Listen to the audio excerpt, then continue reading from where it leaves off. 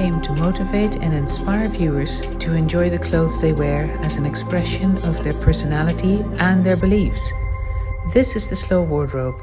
Come and have a look.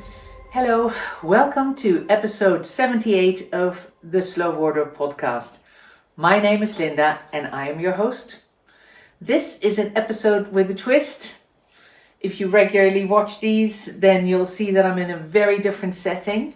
I'm actually away from the studio for a week, hot on the heels of the Yarndale wool show that was last weekend, the 23rd and 24th or 24th and 25th of September in Skipton in Yorkshire. And a big part of today's episode is dedicated to that show. I've noticed a couple of times at previous shows when I managed to do a walk around of the show and publish them in my podcast that you seem to like that a lot. So I've got a full walk around of the Yarndale show of this year. It's very fast in places just because I had to keep up the tempo because it's a very large show. It took me more than half an hour just to zoom through. So if there are sections that are too fast for you, just slow down your playback speed or pause altogether if you want to have a still of a particular stall so that you get to see the merchandise for a little bit longer. So speed up or slow down or pass by it altogether if that's not your bag, because there's more going on in this episode. Right after this introduction, I'll start with a quick update of my knitting and crocheting antics of the last couple of weeks. This podcast is actually a week delayed because last Friday, when this would have broadcasted, of course we were setting up the show at Yarndale in Skipton. So there's 3 weeks of knitting and crochet, and I haven't even brought all the bits that I've been working on, but you'll get a fair idea. Then following that is the big walk around of the show, and I will publish just down here at which timestamps the different sections start, so that if you're not interested in Yarndale, for example, you can just skip straight ahead to the last 2 sections of the show. After Yarndale, I've done a bit of a walk past or alongside the River Tweed that I have filmed, and explaining a little bit what I'm doing here and why am I on the banks of the River Tweed for a week near Walkerburn in the Scottish borders. And then the last section is the introduction of 3 new Layercake linen colours that will be on pre-order from now in the Love Dress, the Tulip Dress and the Baggies. So if spicy colours are your thing, hopefully there'll be one there that really catches your eye and that you like, and there hopefully will be some on offer that will be a worthy addition to your current Layercake or future Layercake wardrobe. But starting here first, a quick update on my knitting and crocheting antics.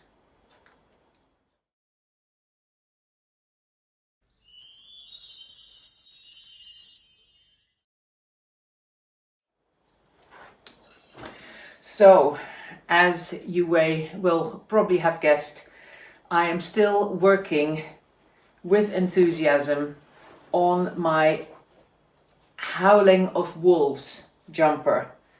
I'm very aware that I've called this a Dancing with Wolves jumper. No, that would be a movie. So the Howling of Wolves jumper, very aptly named because it actually has this section of howling wolves on it. You actually, if I hold it up like this, get a good idea of what the final shape of my jumper is. It's nice and wide, it's boxy, not very long, in other words, shorter in the front, and I've put in my favorite, which is a drop in the back. So I've got a curve towards the back, and as you can see, that curve was knitted in when I finished all my color work and then I did a section of German short rows here in the back below the color work, and then went all the way around to add my wide 3 and 1, 3 knit stitches, 1 rib stitch of bottom rib. And that's exactly where I am now, working on the first sleeve. I finished the color work. Following then is a section of plain stocking stitch, and then comes that same wide border in the form of a wide cuff. Now I should have decreased more stitches here, but I like it when my sleeves are loose, and at the moment the length of sleeve I'm going for is a full length sleeve that'll end up about on the middle of my hand. So not all my jumpers end up with 3/4 length sleeves. This one is going to be a full sleeve.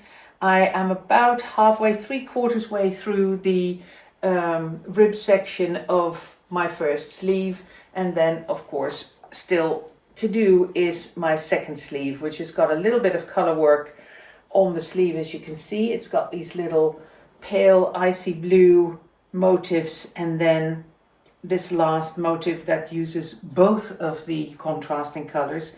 Then again a section of stocking stitch, and then my cuff. So I hope that I can, either while we are here or maybe driving on the way back from, well, I'm passengering, my husband will be driving on the way back from the Scottish borders back down south. Hopefully I'll be able to finish the jumper, and I may have a finished jumper to wear and show off in the next episode. Fingers crossed. Just a recap on the yarn. The dark grey is, they're all Biche et Bûche yarns. The dark grey, the main color, is Le Cashmere and Lamb's Wool, and then the 2 contrasting colors are Le Petit Lamb's Wool, both from all 3 from Biche et Bûche. Still my favorite yarn, and especially for jumpers for myself.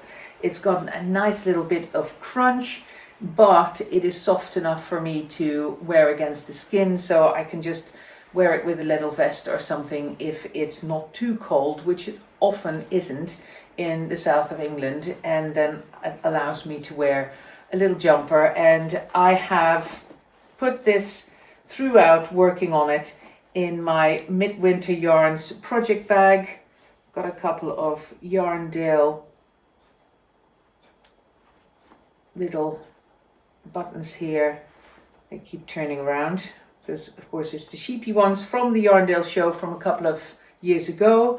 And this is the Ochil's bag from Midwinter Yarns. I heartily recommend it. They are wonderful. For a big project like this, all you do is clip it together at the top, and it gives you a chance to hold it and carry it. But if you have a smaller project in it, then you can roll up this top once or twice and then clip it together, and it keeps everything very secure inside. So heartily recommend these. I've got 2, I think, and I had my eye on one that I think it was orange, and it may have been a waxed canvas. Got a bit of a thing for waxed canvas, I love them. But I was stalling and I got distracted, and now they're sold out again. So hopefully Estelle is going to bring some more colors in the waxed canvas back, and then I will grab one. So that'll be my 3rd Ochil's bag, but I think they are so useful. So far my knitting. Now, as for my crochet, I've shown this to you a couple of times already, and I'm still working on one as I'm finalizing the pattern. One little crochet bag that is crocheted on a 2mm hook in the linen 3-ply that I sell. This is undyed linen 3-ply, and I will be making kits available that consist of 50 grams of the linen, which is plenty for a size bag this size, and then fabric to line it with, linen fabric of course to line it with. This has got a high contrast one with the magpie lining, and there will be a magnet to close it, fabric to make a crossbody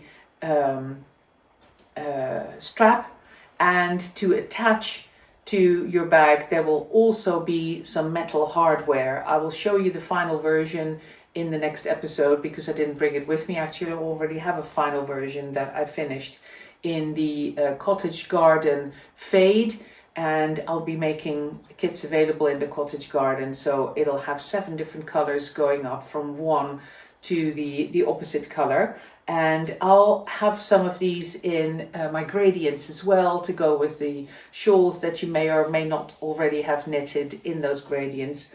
So it's a wonderful little crossbody bag. I just used a leather strap that I had left over from a little bag that died because of overuse. I literally wore it to death, and it's nice and long, and I've modeled the amount of fabric that will be in the kits to the same length, so you can really make a nice long crossbody shoulder strap if you like it, and attach it with hardware to the bag. It looks so much more professional when you've got some proper hardware there, and of course there are the magnets. The idea behind this bag is that it's a great little bag for travel, for your phone, for example, if you don't want your phone in your Layercake pockets because you've got other things in there that may end up damaging the phone, or the other way around, then you've got a separate extra little baggie here. And therein lies the hint of the final thing that I'm working on as well. For example, if I go out to the river at the moment and watch my husband who's doing fishing there, then having the big jumper with me to work on is quite cumbersome. So I would have to like hook my arm through the main body of the jumper, for example, and hang it off my arm that way, or keep the whole jumper or most of the jumper in the bag and just have the bit that I'm working on sticking out. And because the weather is quite changeable at the moment, I've got a mini little project with me, which is another one of the little crochet bags like this one, but this is in the ochre color. It's got exactly the same dimensions so far, and I'm only about an inch up from the bottom, but I'm using this to kind of test crochet the pattern that I've written so far to make sure that it all makes sense. It is very, very simple, but I want to make sure that if I follow my own instructions, I get this exactly, and that's what this is a great little test for. And hopefully in the next 2 weeks I'll be able to finish that pattern, publish it, and make kits available on the website. If you want to be the first one to know about these kits or anything else that I introduce new, the best way to do that is to subscribe to the newsletter. It goes out once every other week in the weeks in between the podcasts, so I'm not going to bombard you with newsletters and reminders. Once every 2 weeks, and that's it. But that way you'll be amongst the first to know that a new product or a new design is out. So that's it for my current work on the needles and the hook. Let's have a proper look at what was a wonderful show in Skipton this past weekend, Yarndale, with live animals, lots of yarn and lots of smiley people. It was a lovely show with a wonderful atmosphere. I really enjoyed it, and I think so did a lot of other people. I had missed last year's Yarndale because I was here in the Scottish borders, which we had booked before we knew that Yarndale was on last year. So we missed Yarndale last year, but properly caught up with it this year, and hopefully you will be able to as well now. And then it's on to the walk along the river and finishing off with some new layer cakes. Have fun.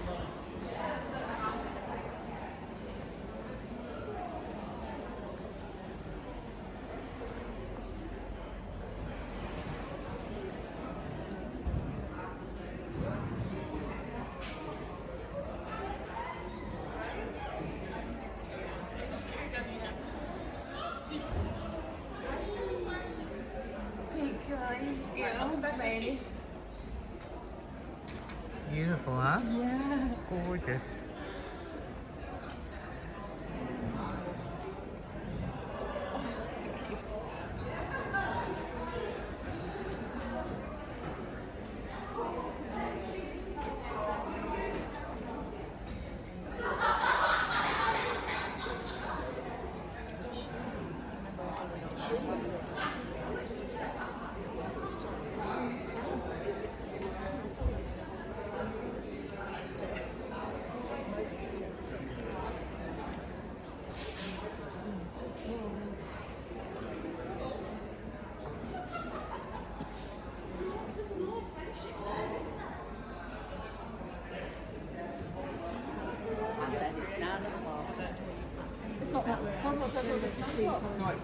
Oh God, yeah. I'm not tidy, I'm not pretty. Don't worry.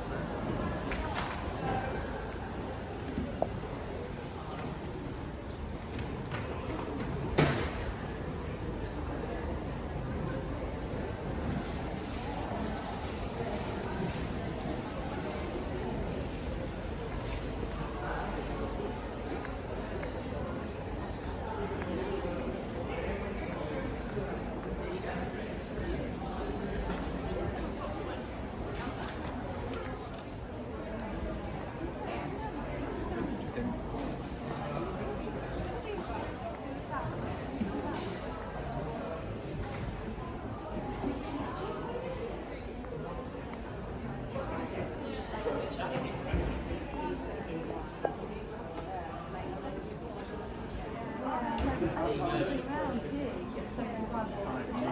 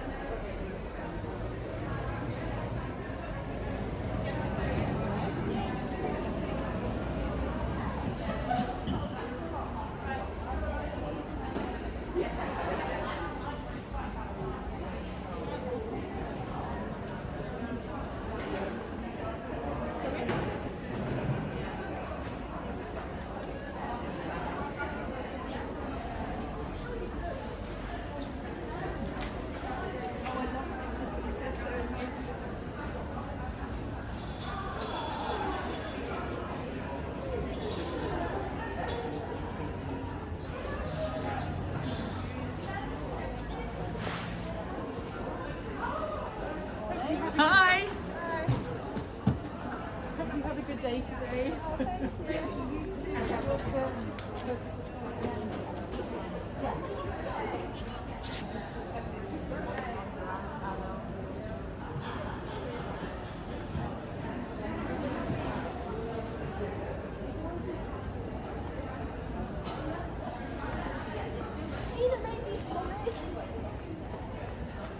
didn't make them myself. Anyway, eventually, we've got more songs to do.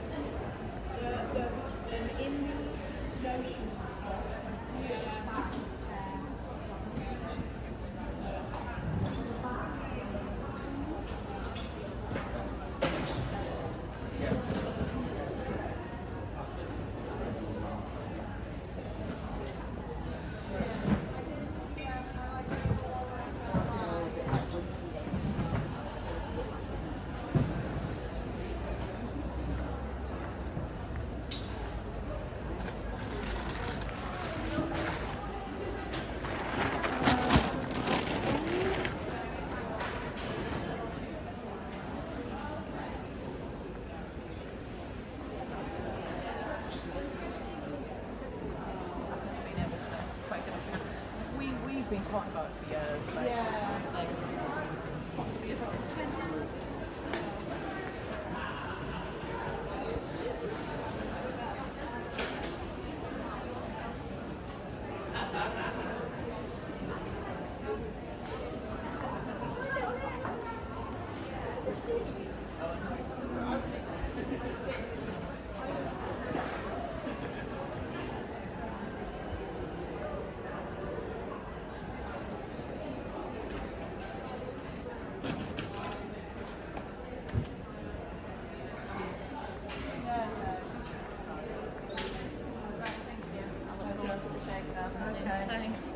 Hi.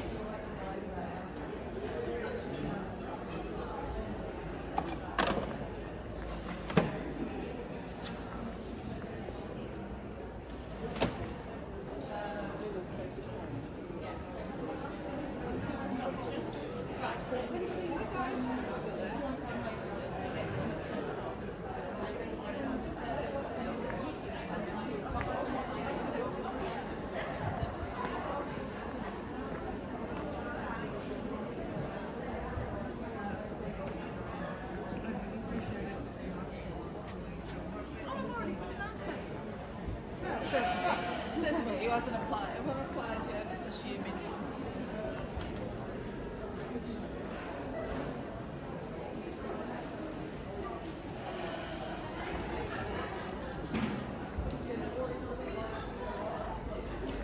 You look stunning. Thank you. Hi.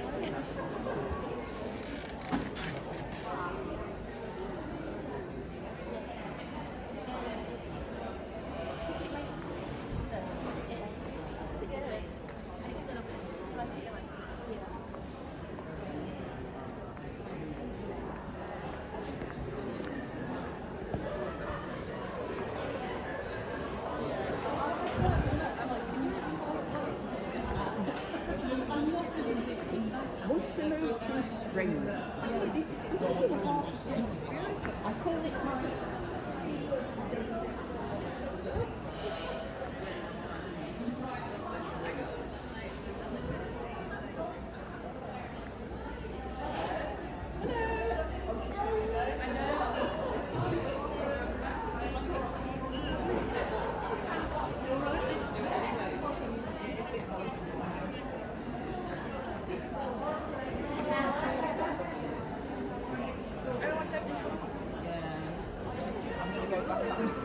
Hello. Hello. She's totally all about the photos. Really, yeah? Yes.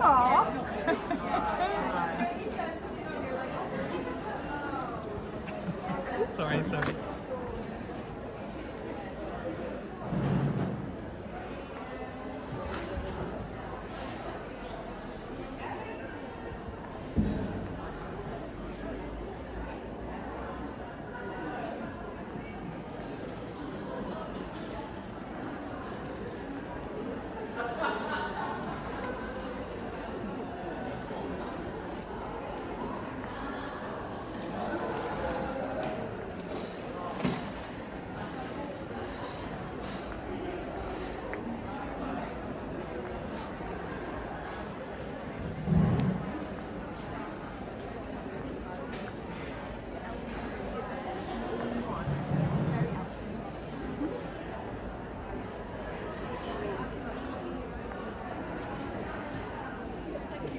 Hello.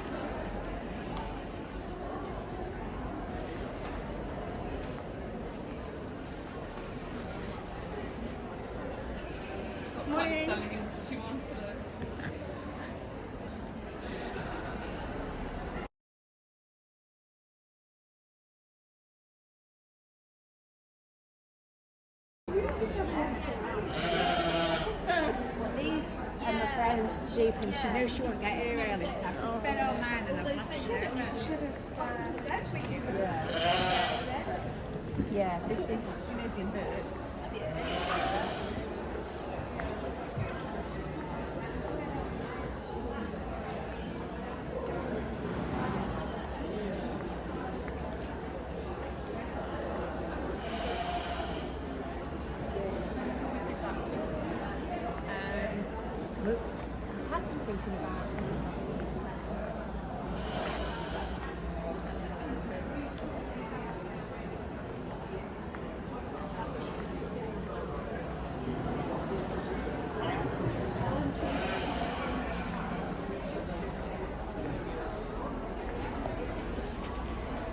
Morning. Morning.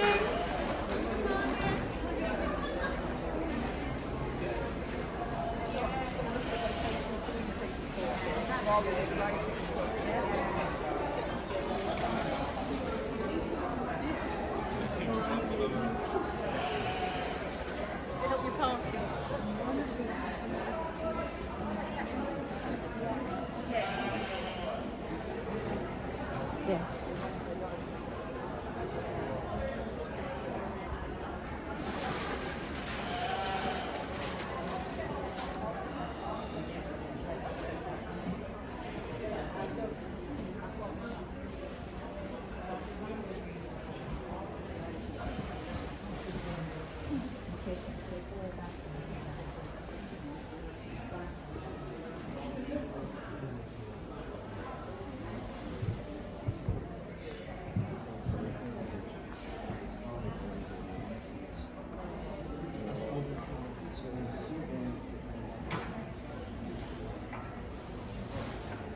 Andrea?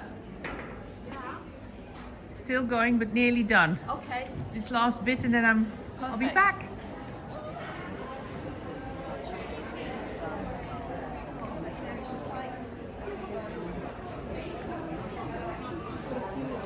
Go ahead, go ahead.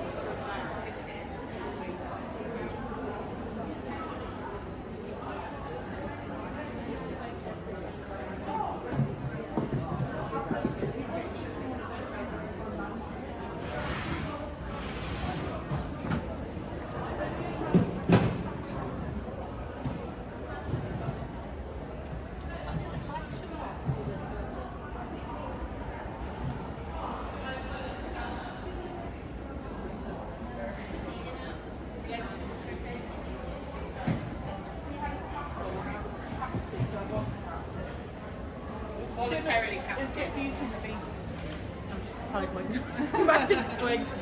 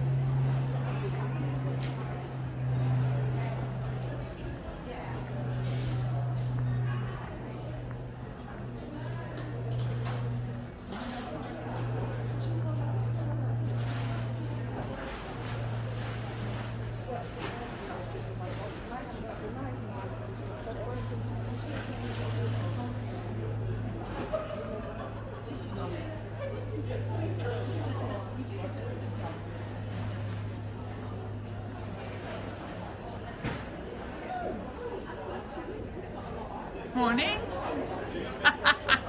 Yay, on cue.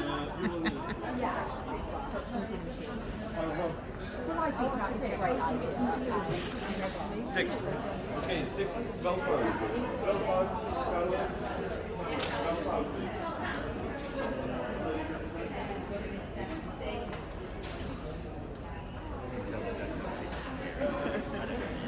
Anyway, I need to go and see how they are. Nice to see you, bye.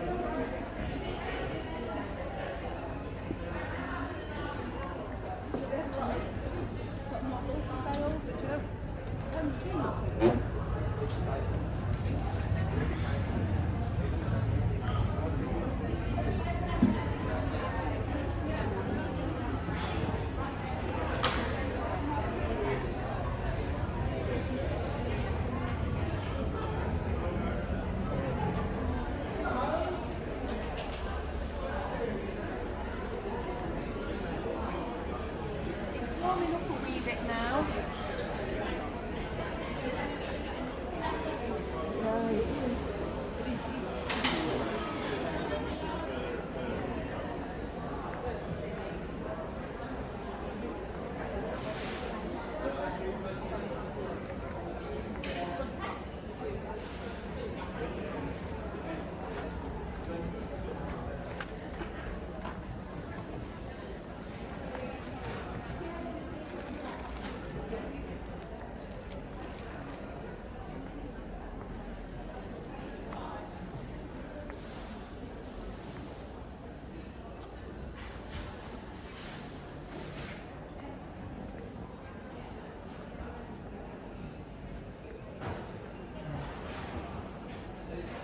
Morning.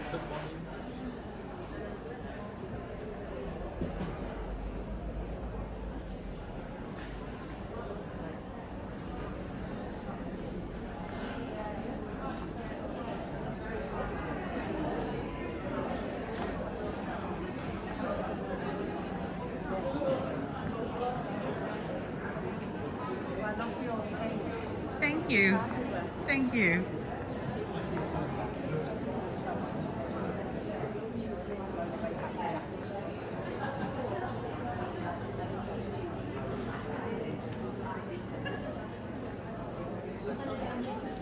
Morning. Sorry? No, no, no.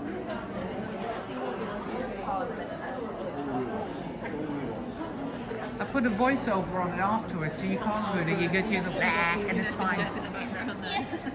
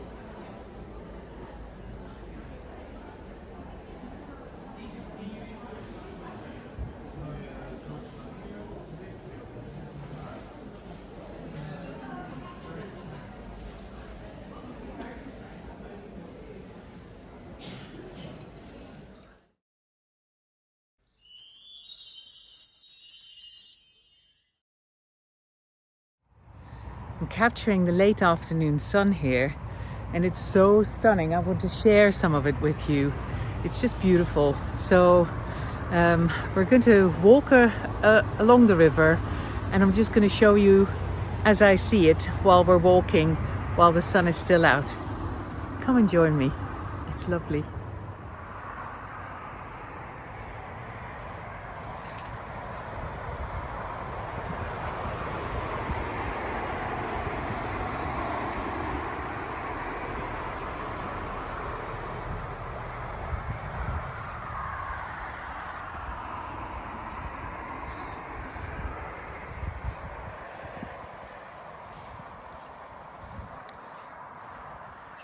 So we're walking along the River Tweed.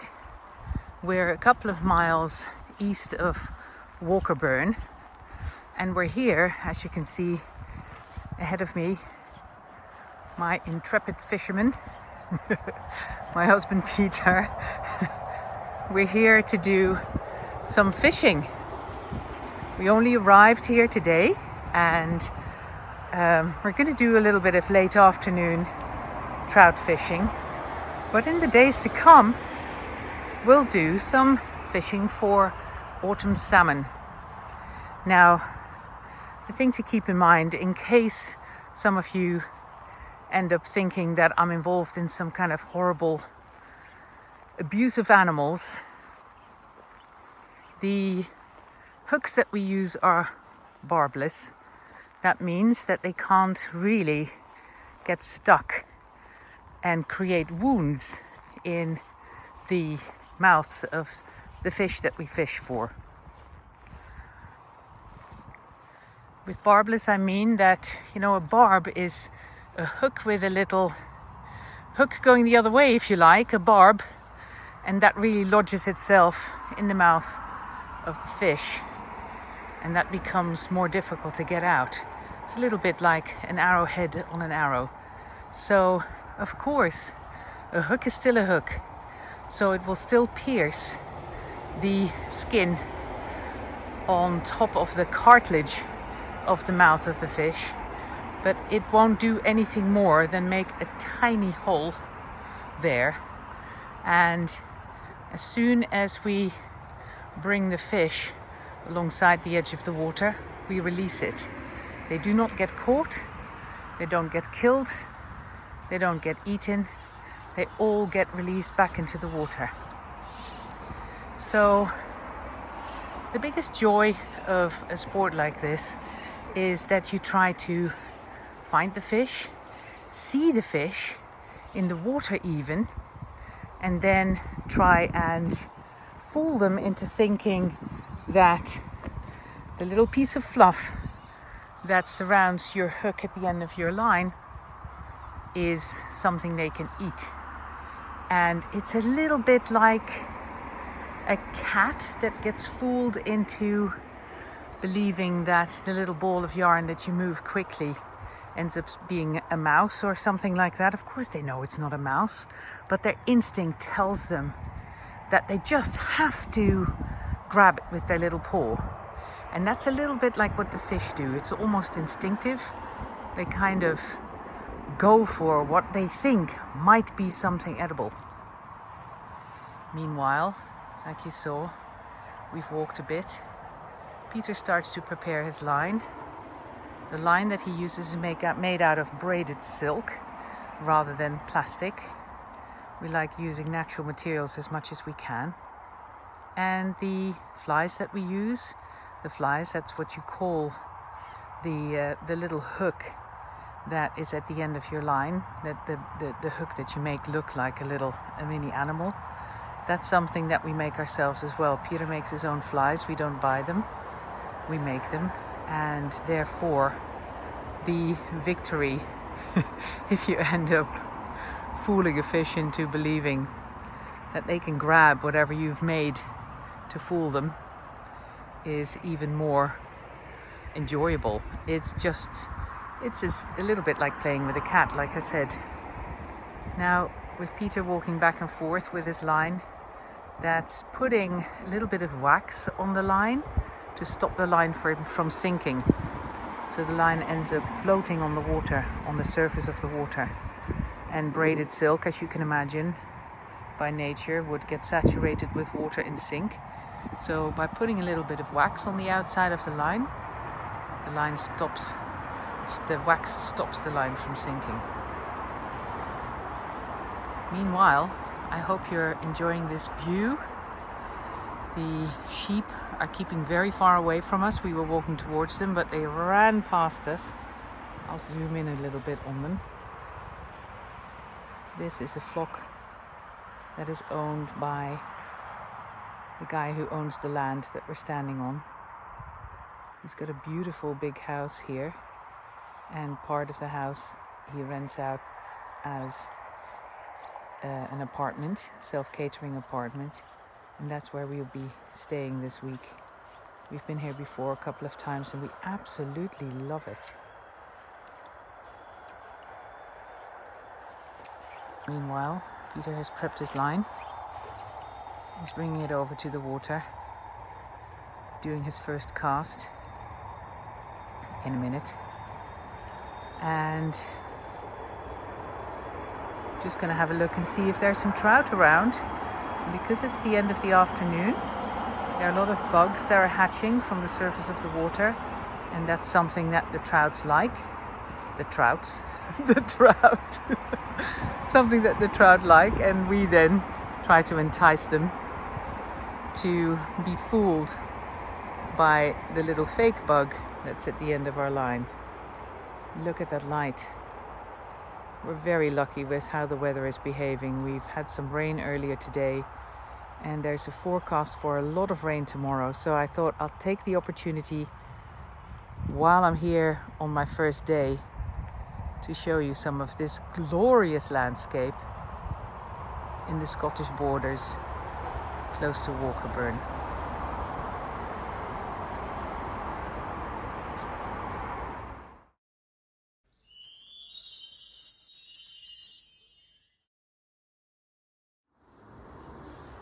Here I am on the banks of my beloved River Tweed in the Scottish borders.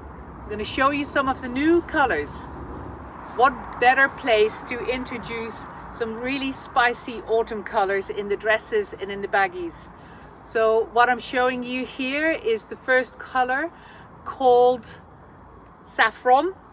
A really nice, very soft, muted orange. I hope the sun really captures it. It's a cross weave with black, and this is the tulip dress, of course. And this same color is also available as a love dress. That goes for all three of the new colors that I'll be showing you. Available in the love dress, the tulip dress, and the baggies. So, saffron, the first color. We're going to go straight ahead into color number 2, mixed spice. So, I was just saying that saffron was a mixture of a pale orange and black. I got that wrong. It's not a mixture of orange and black. It's a mixture of orange with a tobacco brown. And that same tobacco brown is visible in the color mixed spice, blended with our beautiful magpie blue. And here is the third color, turmeric. As you can see, I'm wearing baggies in the same color with it. This is the petite love dress, and as I said, all three colors available in a love dress and in the tulip dress and in the baggies. And of course you can go for matching colors or contrast them, layer them any way you like. They're on pre-order now. I'll see you again very soon.